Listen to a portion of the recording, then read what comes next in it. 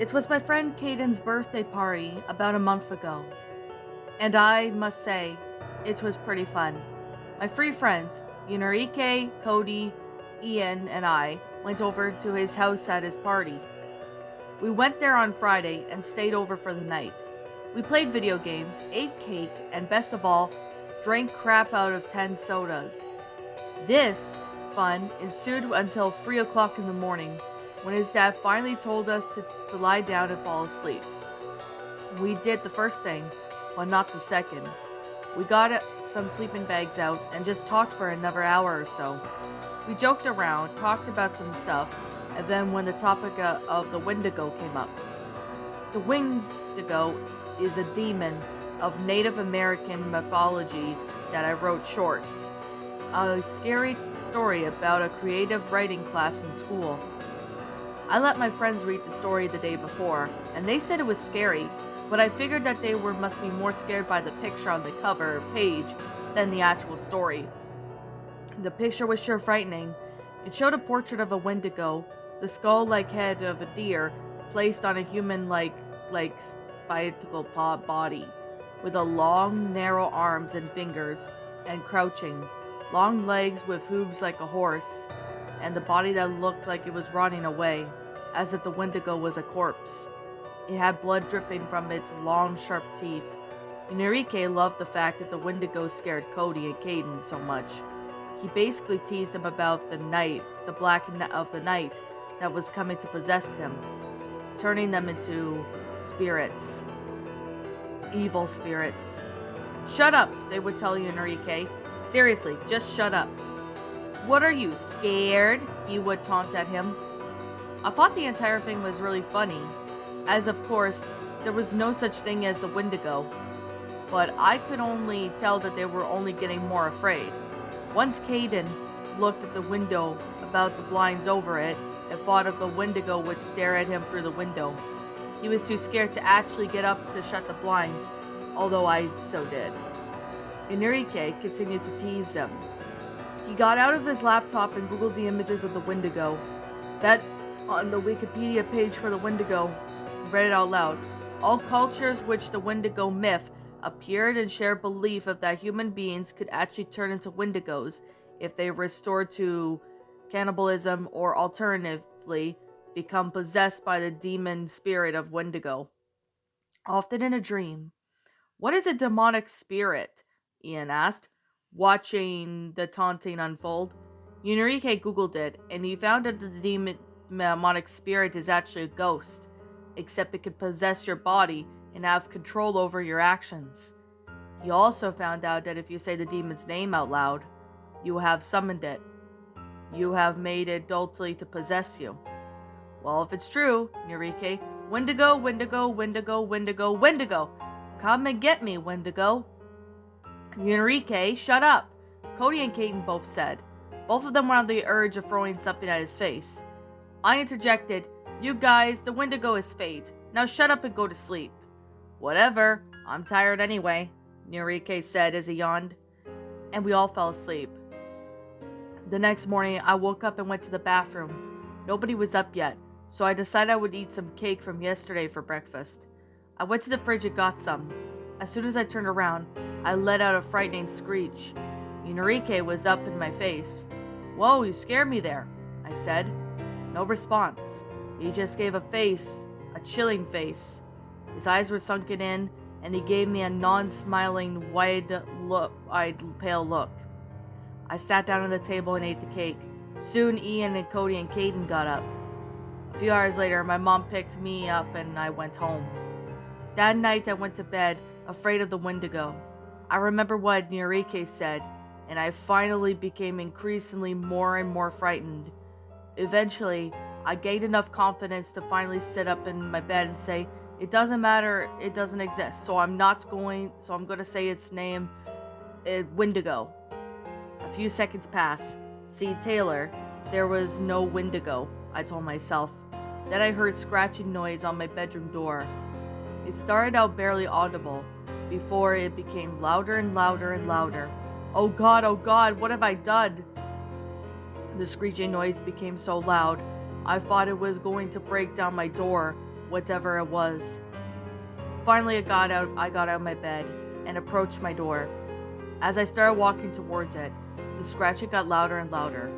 My hand inches away from the doorknob was hesitant to open the door.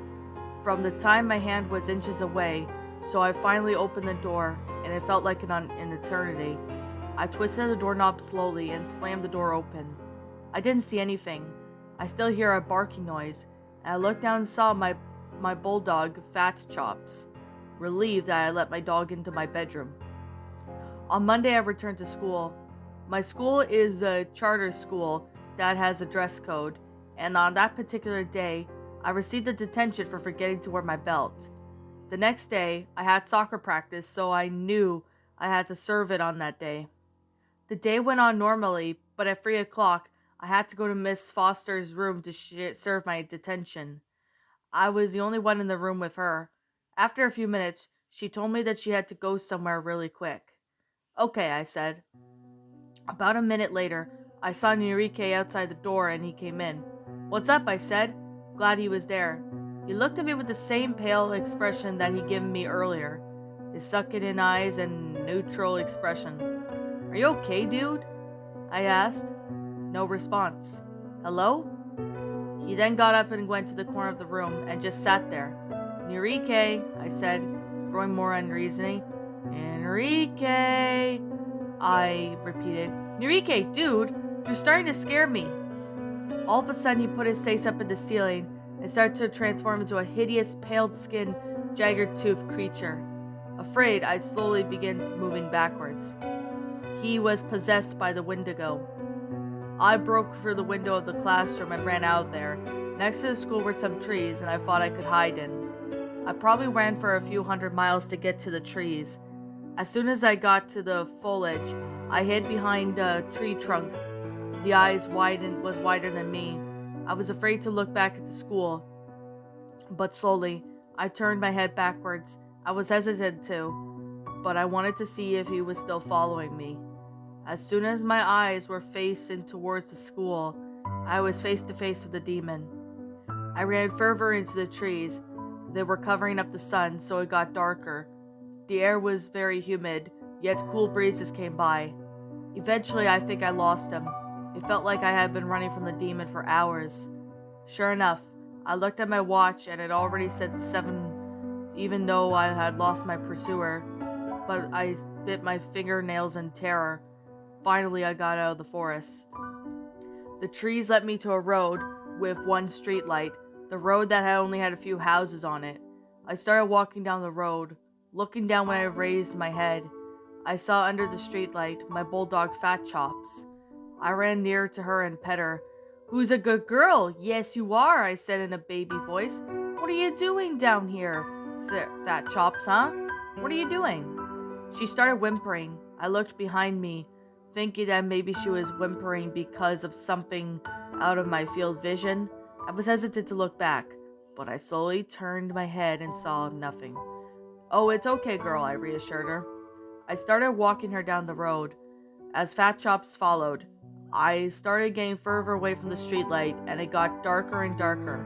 Eventually, I followed as saw another streetlight. Still, I kept walking and saw another streetlight down. Finally, I passed 5 of these posts, and underneath the light, looked under my watch. It was 9 o'clock. I had been on that road for 2 hours.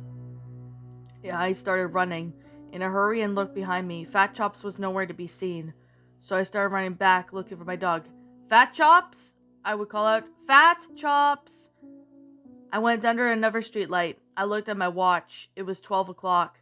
Its seemingly short period of time was 3 hours. I went up straight to the pole, saw a missing poster for me. Past streetlights, I looked up at the front house in front of it. It exactly looked like the houses I saw before. Dazed, I started running as fast as I could. I got to the next streetlight and checked under the time and saw that it was 1 in the morning. Even though I feel like 5 seconds had passed, I ran further, and eventually the streetlights seemed to get closer together. I looked at my watch, and every minute passed in a fraction of a second. Finally, my clock read 3 a.m. and stopped. It was the devil's hour. Suddenly, I tripped on something and fell on the street. As I regained my footing, I looked down at the street and saw a pair of very tall legs. As I looked up, I saw them connect to a skeleton-like body with long arms and slender fingers, and on top of that body was a skull head of a deer. "Come here," it said in a creepy, raspy, devilish voice. My body froze, and it sounded like it was coming closer and closer. It was right in my face, but I regained my muscle movement. I fell back to the pavement and closed my eyes, just hoped that I would make it out alive. As soon as I opened them, it was morning. I walked back to my house and my mom was sure happy to see me. "Taylor, we have missed you so much. Where have you been?" she asked as I walked in. It was hard to tell her that the story about what happened, so I didn't. "Do you know where Yunirike is? He's missing too," she told me. I simply nodded sideways. They had never did find Yunirike. No one knows what happened to him, but I do. The Wendigo hasn't quit either. At night, I would constantly hear a whispering in my ear. My window gets knocked on, I have nightmares about it, but before it can possess me in my dreams, I always wake up. I always fight for my body. Well, I'm not going to fight it for tonight. I'm done dealing with the Wendigo. And that, my little pretties, was Wendigo, a terrifying story, a creepypasta. My final thoughts on this story? Holy hell, I would have to say this story is the most terrifying Wendigo story I've ever came across. Now, I'm gonna say right now that this is based on the legend of the Wendigo. And what I mean by that is that it's actually, believable about the description of what the creature really is. You know, it explains about the creature, and I have to say this story was definitely terrifying. I did hear of this story from Creepypasta as well as Demon Creep, and I believe Sweener also did this story, narrate this as well. So I have to say this story was probably one of the most terrifying stories I've ever came across. And I mean, this story was actually pretty terrifying, especially with the description.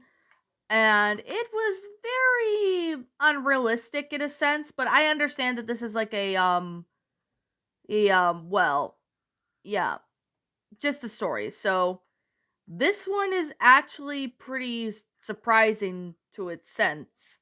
So I would have to say this story was definitely something. Now, I'm gonna sit here and say this right now that this story was actually pretty good. But I think the only problem of this story is that it was unrealistic, as Wendigos with the skull of an animal as their head is kind of false.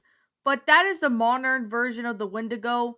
In reality, the Wendigos are actually like humans, except they're taller in a sense, and their skin is so much thin and stretched over the bone that some parts of the bone are revealed.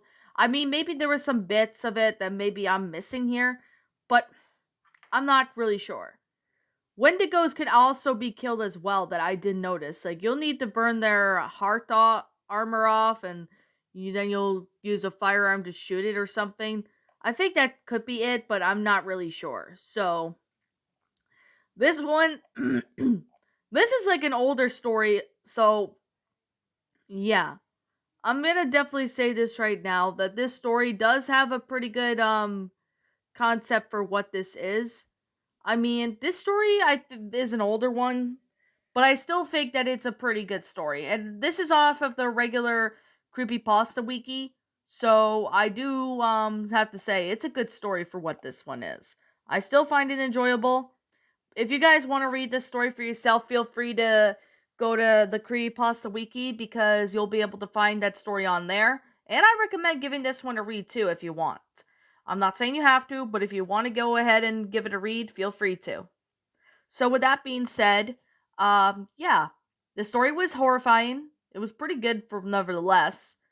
Although it's a very unrealistic thing about, some parts of the story was like unrealistic, but other than that, I found this story to be quite awesome. So, I mean, the grammar is pretty good too, as well as the sentence structuring and all that. I don't know who the original author of this story is as of now. I can't seem to find the author's name on who wrote the story, so I'm just gonna state that this is written by Anonymous for now. If I do find out who the original author of this story is, like if I actually find out by somebody who comments about it in the comment section, or if the person who wrote the story manages to find this video and comments on the video, state that he or she wrote the story, I'll be sure to give that person proper credit. So, anyways, yeah. With that being said, this is just simply my own personal opinion, and if you happen to disagree with me, that's fine too. We're all entitled to our own opinions regards to these creepypastas, and this is simply my own personal thoughts. My final rating of this story is a 10 out of 10. I mean, despite the fact that there was parts of the story that wasn't really realistic in a sense, but I still find this one to be enjoyable. But nevertheless. So, I guess with that said, I mean, you guys are feel free to leave your thoughts on this story, whatever, regardless if you like the story or if you don't like it. Feel free to leave me your thoughts on the story, because, yeah. Anyways, what did you guys think about this creepypasta? Did you all enjoy it? Did you all not? Also, what we have done person to help make this story a lot better? Feel free to leave me now what your thoughts are down in the comments below.